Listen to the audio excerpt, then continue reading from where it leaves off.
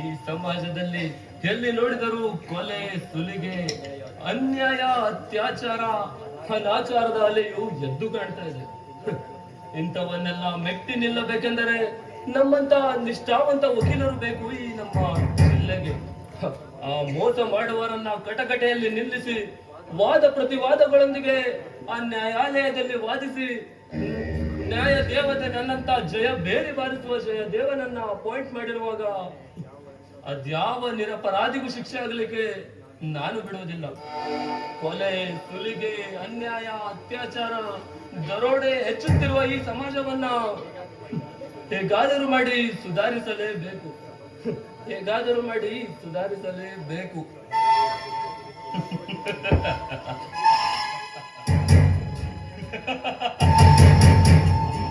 ಸಮಾಜ ನಮ್ಮವರೇ ನಮ್ಮ ಜೊತೆಗೆ ಇದ್ದು ನಮ್ಮ ಏಳಿಗೆಯನ್ನು ಸಹಿಸಲಿಕ್ಕಾಗದೆ ನಮ್ಮ ಜೊತೆಗೆ ಇದ್ದು ನಮ್ಮನ್ನು ತುಳಿಯೋಕೆ ಪ್ರಯತ್ನ ಪಡುವ ಈ ಸಮಾಜವನ್ನ ನಾನು ಸುಧಾರಿಸಬೇಕಾ? ಸಾಧ್ಯವಿಲ್ಲ.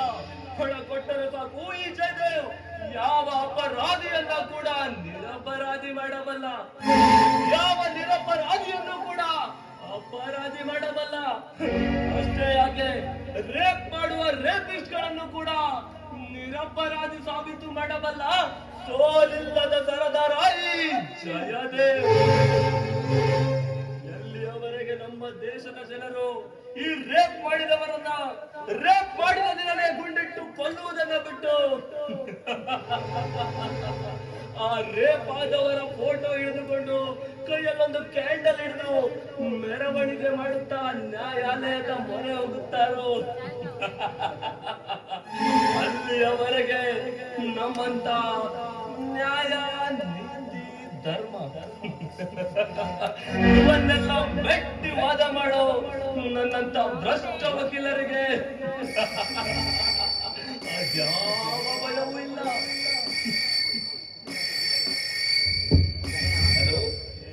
ಹೇ ಜಯದೇವ್, ನಾನು ವಿನಾಶ ಕಣ. ನಿನ್ನ ಹತ್ರ ಅರ್ಜೆಂಟ್ ಆಗಿ ಒಂದು ವಿಷಯ ಕುರಿತು ಮಾತನಾಡಬೇಕಿದೆ. ಜಯದೇವ್, ಅದು ವಿನಾಶ್ ಅಂತ ಅರ್ಜೆಂಟ್ ಮ್ಯಾಟರ್ ಏನು? ಅದನ್ನ ಮೊಬೈಲ್ ಅಲ್ಲೇ ಹೇಳ್ಬೋದಿತ್ತಲ್ಲ. ಇಲ್ಲ ಕಣ, ಬಂದು ಮೀಟ್ ಆದ್ಮೇಲೆ ನಾನೇ ಹೇಳ್ತೀನಿ. ಓಕೆ, ಸರಿ ಆಗಿದ್ದಾರೆ. ಈ ವಿನಾಶ್ ಕಾಲ್ ಮಾಡಿದ್ದಾನೆ ಅಂದ್ರೆ ಅದ್ಯಾವುದೋ ದೊಡ್ಡ ಮ್ಯಾಟರೇ ಇರ್ಬೇಕು. ಆದಷ್ಟು ಬೇಗ ನಾನು ಹೋಗಬೇಕು. ನಾನಿನ್ನು ಬರ್ತೀನಿ.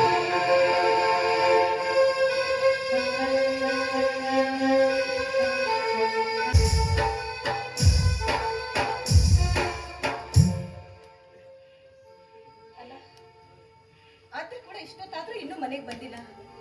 ಇವರು ಮನೆಗೆ ಬಂದಿಲ್ಲ. ಆತೆ ಅಣ್ಣನ ಕರ್ಕೊಂಡು ಬರ್ತಾರೋ ಏನೋ. ತುಂಬಾ ಹೊತ್ತಾಗಿದೆ. ಆತೆ ಆದ್ರೂ ಸ್ಕೂಲಿಂದ ಬರ್ಬೋದಾಗಿತ್ತಲ್ಲ. ಇಷ್ಟೊತ್ತಾದ್ರೂ ಇನ್ನೂ ಯಾಕೆ ಬರ್ಲಿಲ್ಲ ಅಂತೀವಿ.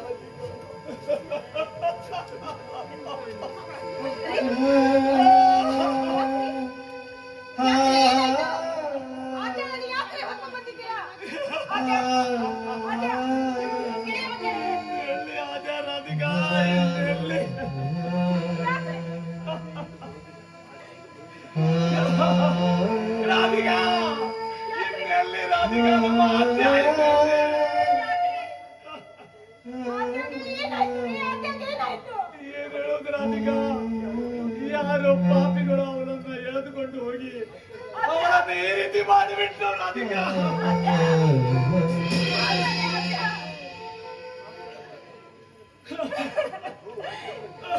ಯಾಕ್ರಿ ಏನಾಯ್ತು ಅತ್ತೆಗೆ?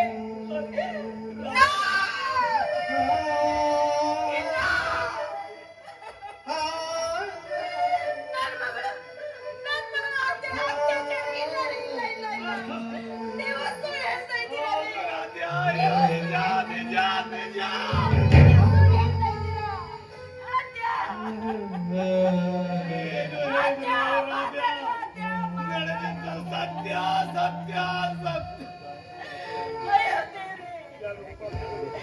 ಯಾರೋ ಪಾಪಿಗಳು ನನ್ನ ಮುದ್ದು ಮಗಳನ್ನ ಹೊತ್ತೊಯ್ದು ಸರ್ವವರ ಜೀವನವನ್ನೇ ಸರ್ವನಾಶ ಮಾಡಿಬಿಟ್ಟಿದ್ದಾರೆ. ಸರ್ವನಾಶ ಮಾಡಿ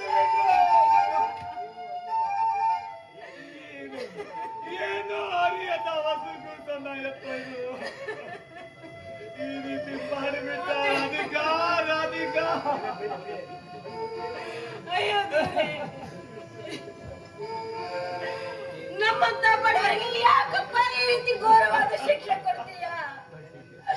ನಾವೇನ್ ಅನ್ಯಾಯ ಮಾಡಿದೀವಿ ಅಂತ ನನ್ನ ಕಣ್ಣನ್ನ ನಮ್ಮಿಂದ ಕಿತ್ಕೊಂಡೆ. ತುತ್ತು ಕೂಳಿಗೂ ಗತಿ ಇಲ್ಲದೆ ಇದ್ರು ನನ್ನ ಮಗಳ ಭವಿಷ್ಯ ಚೆನ್ನಾಗಿರ್ಬೇಕು ಅಂತ ಹಗಲು ರಾತ್ರಿ ಕಷ್ಟಪಟ್ಟು ದುಡಿದ್ರು. ಯಾಕಪ್ಪ ನಮ್ಮ ಬಾಳಿನಲ್ಲಿ ಇಂಥ ದುರಂತ ತಂದೆ?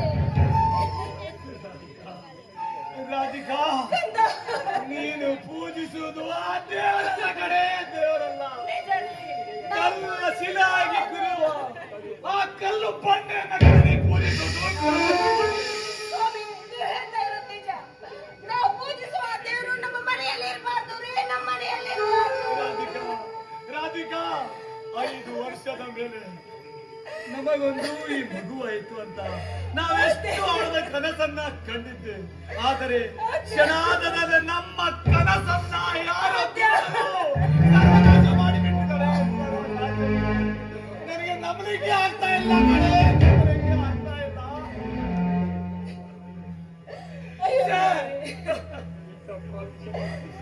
ನೋಡಿ ರಾಧಿಕಾ, ಹುಟ್ಟಬಾರದು ಇಂಥ ಕೆಟ್ಟ ಸಮಾಜದಲ್ಲಿ ಮನುಷ್ಯರಾಗಿ ಎಂದಲ್ಲಿ ಹುಟ್ಟಬಾರದು ರಾಧಿಕಾ, ಹುಟ್ಟಬಾರದು.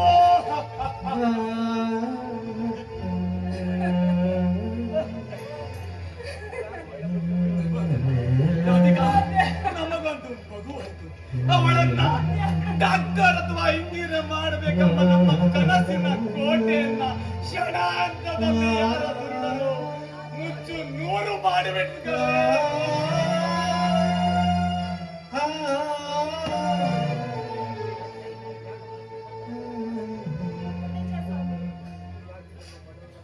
ಯಾಕೆ ನಮ್ಮಂತ ಬಡವರ ಬಾಳಿನಲ್ಲಿ ಇಂಥ ದೇವರು ಘೋರವಾದ ಶಿಕ್ಷೆ ಕೊಡ್ತಾನೆ, ಘೋರವಾದ ಶಿಕ್ಷೆ ಕೊಡ್ತಾನೆ. ನನಗೆ ಮಗು ಆಗದೆ ನಾನು ಬಂಜೆ ಆಗಿದ್ದಿದ್ರು ನನಗೆ ಚಿಂತೆ ಇರ್ಲಿಲ್ಲ ರೀ, ನಾನು ಬಂಜೆ ಆಗಿದ್ರು ಚಿಂತೆ ಇರ್ಲಿಲ್ಲ. ಆದ್ರೆ ಬಂಗಾರದ ಹಾಗೆ ನನಗೆ ಮಗಳನ್ನು ಕೊಟ್ಟು ತನ್ನ ಕೈಯಾರೆ ತಾನೇ ಕಿತ್ಕೊಂಡ್ಬಿಟ್ಟಾರೆ, ತಾನೇ ಅಂತ ದೇವರು ನನ್ನ ಮನೆಯಲ್ಲಿ ಇರೋದೇ ಬೇಡ ಸ್ವಾಮಿ, ನನ್ನ ಮನೆಯಲ್ಲಿ ಇರೋದೇ ಬೇಡ.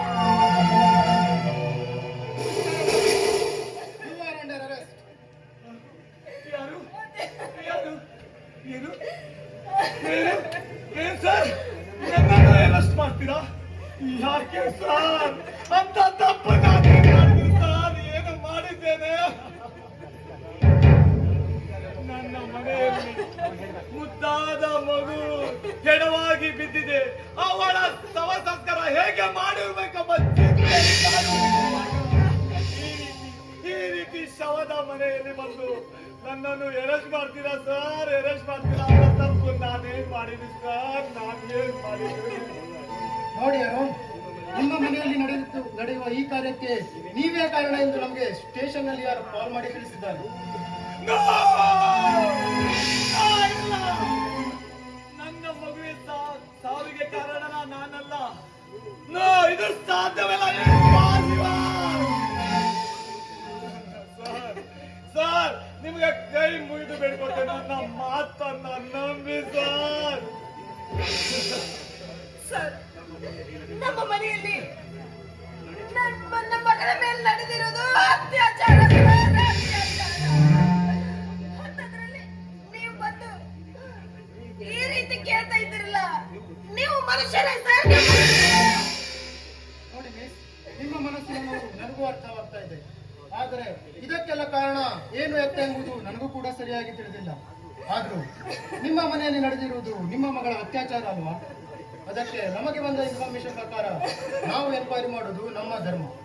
ಅದರಲ್ಲಿ ಸತ್ಯವೇ ಇರಲಿ ಅಸತ್ಯವೇ ಇರಲಿ ತಿಳಿಯುವುದು ಆ ಕೋರ್ಟಿನಲ್ಲಿ. ನನ್ನ ಮಾತನ್ನ ನಂಬಿ ಸರ್, ನನ್ನ ಮಾತನ್ನ ನಂಬಿ. ದಯವಿಟ್ಟು ದಯವಿಟ್ಟು ನೋವಿನಲ್ಲಿ ಇನ್ನಷ್ಟು ಕಬ್ಬಿಣವನ್ನು ಕಾಯಿಸಿ ಬರೆಯದಂತೆ ಮಾಡಬೇಡಿ ಸರ್. ನನ್ನ ಮುದ್ದಾದ ಮಕ್ಕಳ ಮಾಡಿದವನು ಹುಡುಕುದು ಬಿಟ್ಟು ಈ ಅತ್ಯಾಚಾರ ನಾನೇ ಮಾಡಿದಂದ್ರೆ ಇದು ನಂಬಿಕೆ.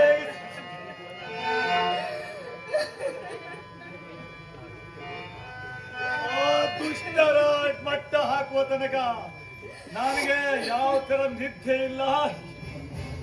ಅವರನ್ನ ಮಟ್ಟ ಹಾಕಿ ನಿಮ್ಮ ಮುಂದೆ ನಿರಪರಾಧಿಯಾಗಿ ಈಗ ಬರುವುದಿಲ್ಲ ಸರ್. ನಾ ಎಂದಿಗೂ ಬರುವುದಿಲ್ಲ. ಅಪರಾಧಿಯಾಗಿ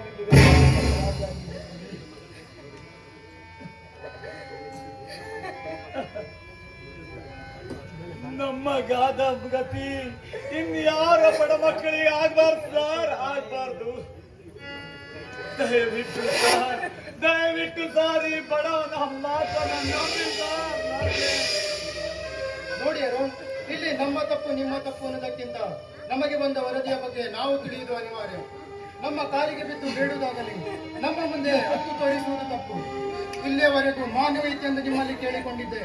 ಇನ್ನು ಮುಂದೆ ನನ್ನ ಲಾಟಿಯಿಂದ ನಿಮಗೆ ಬುದ್ಧಿ ಕಲಿಸಬೇಕಾಗುವುದು ಯೋಕೆ? ನಂಗೆ ಗೊತ್ತು ಸರ್, ನಂಗೆ ಚೆನ್ನಾಗಿ ಗೊತ್ತು. ಎಲ್ಲಿ ಹಣ ಇದ್ದೇವೆ ಅಲ್ಲಿ ಮಾತ್ರ ಜನರಿಸ್ತೇವೆ. ಇಲ್ಲವಾದರೆ ಅವರ ಮನ ಮದನ ಪ್ರದಂಗ ಬಾರಿಸುವ ಕೆಟ್ಟ ಅಧಿಕಾರ ನೀವಂತಾರೆ. ಚೆನ್ನಾಗಿ ಗೊತ್ತು ಸರ್, ಚೆನ್ನಾಗಿ. ಹೇ ಮಿಸ್ಟರ್, ನಾಲಿಗೆಗೆ ಅಲುಬಿಲ್ಲವೆಂದು ಏನಾದರೂ ಮಾತನಾಡಿದರೆ ನಿನ್ನನ್ನು ನಿಂತಲ್ಲೇ ಜೀವಂತ ಸಮಾಧಿ ಮಾಡಿಬಿಡ್ತೀನಿ. ಹುಷಾರ್.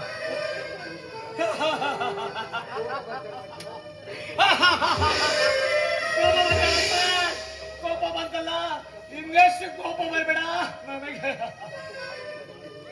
ತಪ್ಪು ಮಾಡಿದನ್ನು ಹುಡುಕುದು ಬಿಟ್ಟು ತಪ್ಪಿಸ್ತನ ನನ್ನನ್ನು ಅರೆಸ್ಟ್ ಮಾಡುವುದಿಲ್ಲಲ್ಲ ಸರ್. ನನ್ನ ಮಗಳ ಅತ್ಯಾಚಾರ ನೀವೇ ಅಂತ ಹೇಳಿದರೆ ನನಗೆಷ್ಟು ಕೋಪ ಬರಬೇಡ ಸರ್, ನನಗೆಷ್ಟು ಕೋಪ ಬರಬೇಡ.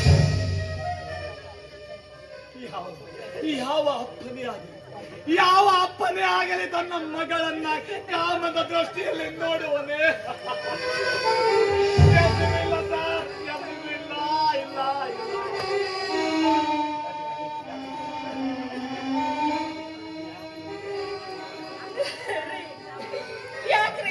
ಯಾಕ್ರಿ ನಮ್ಮಂತ ಬಡವರ ಬಾಳ್ನಲ್ಲಿ ಇಂಥ ಬಿರುಗಾಳಿ ಬೀಸ್ತಾ ಇದ್ದಾನೆ ಆ ದೇವರು, ಇಂಥ ಬಿರುಗಾಳಿ ಬೀಸ್ತಾ ಇದ್ದಾನೆ.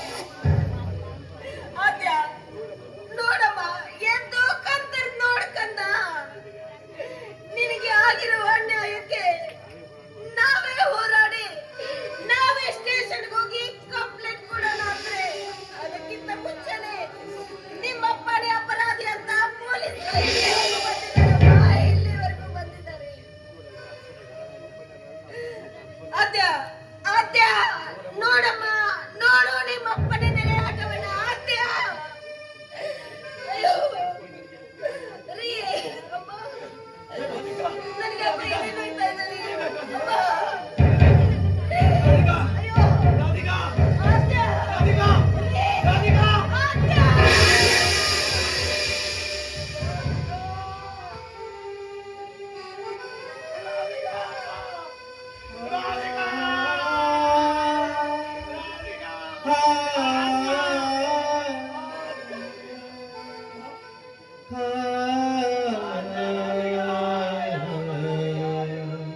ಆದ್ಯ.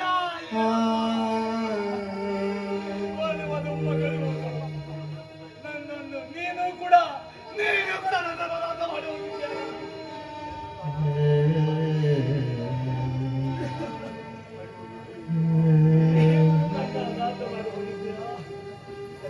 ಅಯ್ಯೋ ವಿಧಿಯೇ, ನಾನಲ್ಲಿ ಈ ತರ ಯಾಕೆ ಬಿರುಗಾಳಿ ಬೀಸಿದೆಯಪ್ಪ ಅಂತ ತಪ್ಪು ನಾ ಏನ್ ಮಾಡಿದ್ದೀನಿ ದೇವಾ? ಯಾಕೆ ಯಾಕೆ ಘೋರವಾದ ಶಿಕ್ಷೆಯನ್ನು ನೀಡ್ತಾ ಇದ್ದೀವಾ? ತಪ್ಪಾದ್ರು ನಾನು ಏನು ಮಾಡಿದ್ದೀವಾ? ಹೇಳುತ್ತೇವಾ? ಒಂದೆಡೆ ಮಗಳು ಹೋದಳು, ಇನ್ನೊಂದೆಡೆಗೆ ನೀನು ನನ್ನನ್ನು ಅನಾಥನಾಗಿ ಮಾಡಿ ಹೋಗಿಬಿಟ್ಟೆ ರಾಧಿಕಾ. ಅಂದ ಮೇಲೆ ನಾ ಬದುಕಿದ್ದು ಯಾರೇನು ಪ್ರಯೋಜನ ರಾಧಿಕಾ?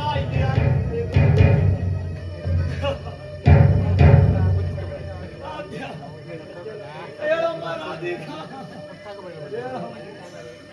ರಾಧಿಕಾ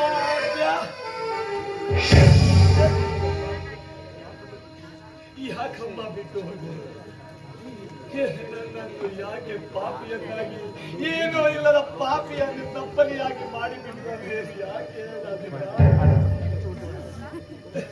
ಅರುಣ್ ರವರೇ, ದಯವಿಟ್ಟು ನಮ್ಮನ್ನು ಕ್ಷಮಿಸಿ. ನಮ್ಮ ಕರ್ತವ್ಯ ನಾವು ಮಾಡಲೇಬೇಕಾಗುತ್ತದೆ. ಆದರೆ ನಿಮ್ಮ ನೋವು ನೋಡಿದರೆ ನನಗೆ ಏನು ಮಾಡಬೇಕು ಅಂತ ಒಂದು ಅರ್ಥವಾಗ್ತಾ ಇಲ್ಲ.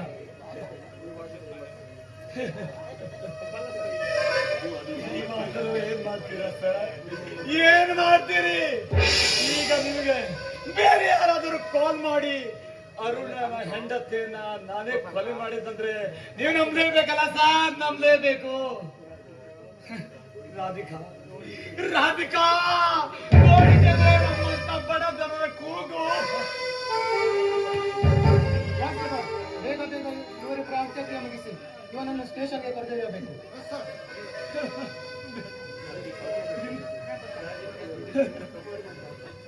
ರಾಧಿಕಾ ರಾಧಿಕಾ, ನಿಮ್ಮಿಬ್ಬರ ಮೇಲೆ ಪ್ರಮಾಣ ಮಾಡಿ ಹೇಳ್ತೇನೆ, ನಿಮ್ಮ ಬಾಳಿನಲ್ಲಿ ಇಂಥ ಬಿರುಗಾಳಿಯಲ್ಲಿ ಬೀಸುವುದಕ್ಕೆ ನಾ ಎಂದಿಗೂ ಬಿಡಲ್ಲ ಕಣೆ. ನಿಮ್ಮ ಸಾವಿಗೆ ಕಾರಣರಾದವನ್ನ ಅವನನ್ನು ಹುಡುಕಿಲ್ಲ ಅಂದ್ರೆ ಅವರು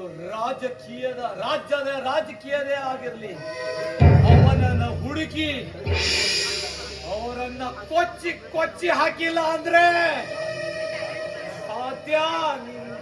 ರಾಧಿಕಾ, ನನ್ನ ತಪ್ಪಿಲ್ಲದೆ ನನಗೆ ತಪ್ಪಿಸ್ತರೆಂದು ನನ್ನ ಇಷ್ಟಲ್ಲ ಈ ಅನ್ಯಾಯ ಮಾಡಿದರು. ಪಾಪಿಷ್ಟಂತೆ ಹುಡುಕೋದು ಬಿಡೋದಿಲ್ಲ, ಖಂಡಿತ ಬಿಡುವುದಿಲ್ಲ ಸರ್. ಇದು ನನ್ನ ವಚನ ಸರ್, ವಚನ.